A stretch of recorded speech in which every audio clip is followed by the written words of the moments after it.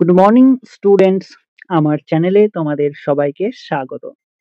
আজকে তোমাদের সাথে আলোচনা করব জেনারেল অ্যাওয়ারনেস অ্যান্ড জেনারেল নলেজের 92তম পর্ব নিয়ে। তো আগের পর্বগুলির মতোই আজকের পর্বটিও খুবই গুরুত্বপূর্ণ হতে চলেছে, বিশেষ করে যারা কেপি কনস্টেবল এবং ডাব্লিউবিপি কনস্টেবল পরীক্ষা দিচ্ছ 2024-এ। তো প্রতিদিন ঠিক সকাল 6টায় আমি তোমাদেরকে এই পর্বটি করিয়ে থাকি। তো অবশ্যই সকলে যুক্ত হয়ে যাবে এই সময়। সমস্ত আপকামিং পরীক্ষার জন্যই এই পর্বটি উপকৃত হবে, যেমন KP constable, WBP constable, clerkship, miscellaneous সমস্ত পরীক্ষাগুলিতেই। তো চলো আজকের ক্লাসটি শুরু করা যাক। তোমাদের প্রথম প্রশ্ন হলো, প্রেরিয়ের অভয়ারণ্য কোন বন্যপ্রাণীর জন্য বিখ্যাত? খুবই ইম্পর্টেন্ট কোশ্চেন। প্রেরিয়ের অভয়ারণ্য কোন বন্যপ্রাণীর জন্য বিখ্যাত? খুবই ইম্পর্টেন্ট কোশ্চেন। সঠিক উত্তর অপশন এ, হাতি। যাবতী প্রথা কে চালু করেন? কেপি কনস্টেবল এবং ডাব্লিউবিপি কনস্টেবল দুটি পরীক্ষাতে এই কোশ্চেনটি আসে। যাবতী প্রথা কে চালু করেন? সঠিক উত্তর অপশন বি, আকবর। সংসদের যুগ্ম অধিবেশনে আহ্বান করেন কে? 5টি স্টার দিয়ে রেখো, সংসদের যুগ্ম অধিবেশনে আহ্বান করেন কে? সঠিক উত্তর অপশন এ, রাষ্ট্রপতি। সার্ক প্রতিষ্ঠিত হয় কত সালে? 5টি স্টারের জায়গায় তোমরা 10টি স্টার দিয়ে রেখো। সার্ক প্রতিষ্ঠিত হয় কত সালে? সঠিক উত্তর অপশন ডি, 1985 সালে। মাদার টেরেসা কত সালে ভারতরত্ন পুরস্কার পাই? ডাব্লিউবিসিএস এ এই কোশ্চেনটি এসেছিল, মাদার টেরেসা কত সালে ভারতরত্ন পুরস্কার পাই? সঠিক উত্তর অপশন এ, 1980 সালে। উশ্রী জলপ্রপাত কোন রাজ্যে অবস্থিত? এই কোশ্চেনটিও ডাব্লিউবিসিএস এর কোশ্চেন। উশ্রী জলপ্রপাত কোন রাজ্যে অবস্থিত? সঠিক উত্তর অপশন সি, ঝাড়খণ্ডে। ভারতের জাহাজ গবেষণাগার কোথায় অবস্থিত? খুবই ইম্পর্টেন্ট কোশ্চেন। ডাব্লিউবিপি কনস্টেবল এবং কেপি কনস্টেবল দুটি পরীক্ষাতে এই কোশ্চেনটি আসে। ভারতের জাহাজ গবেষণাগার কোথায় অবস্থিত? সঠিক উত্তর অপশন বি, চেন্নাইয়ে। এশিয়া ও আফ্রিকার মাঝে কোন সাগর অবস্থিত? খুবই ইম্পর্টেন্ট কোশ্চেন, 5টি স্টার দিয়ে রেখো। এশিয়া ও আফ্রিকার মাঝে কোন সাগর অবস্থিত? সঠিক উত্তর অপশন এ, লোহিত সাগর। লোকসভা কত সালে গঠিত হয়? লোকসভা কত সালে গঠিত হয়? সঠিক উত্তর অপশন সি, 1952 সালে।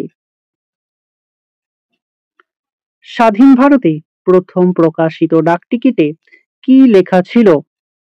5টি স্টারের জায়গায় তোমরা 10টি স্টার দিয়ে রেখো। স্বাধীন ভারতে প্রথম প্রকাশিত ডাকটিকিটে কি লেখা ছিল? সঠিক উত্তর অপশন ডি, আজাদ হিন্দ। বজ্রপাতের দেশ কাকে বলে? খুবই ইম্পর্টেন্ট কোশ্চেন এবং সহজ একটি কোশ্চেন। এই কোশ্চেনটি তোমরা আমাকে কমেন্টের মাধ্যমে সঠিক উত্তরটি জানাও। বাংলায় প্রথম ঔপন্যাসিক কে ছিলেন? কেপি কনস্টেবল এসআই এই কোশ্চেনটি করে থাকে। বাংলার প্রথম ঔপন্যাসিক কে ছিলেন?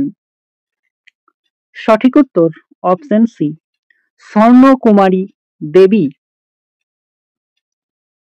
লং ওয়াক টু ফ্রিডম গ্রন্থটির রচয়িতা কে?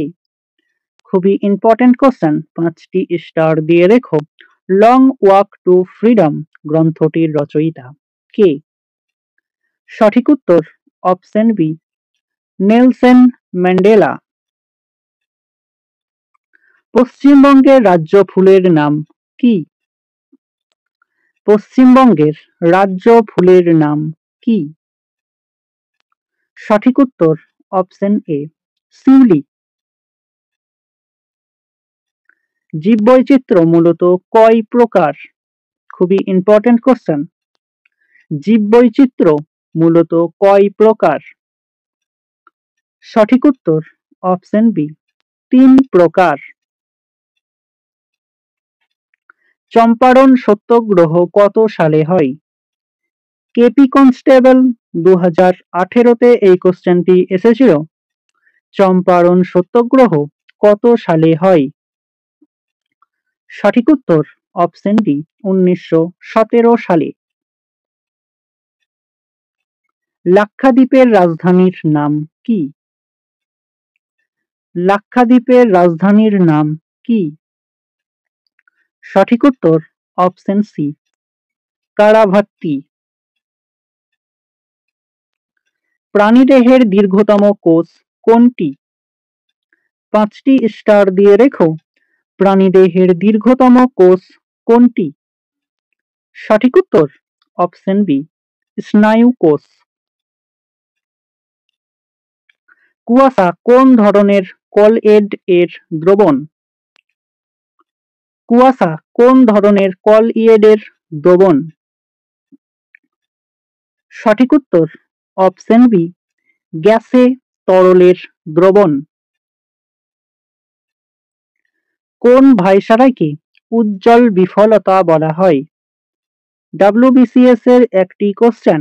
কোন ভাইসরয়কে উজ্জ্বল বিফলতা বলা হয়? সঠিক উত্তর অপশন ডি, লর্ড রিপনকে।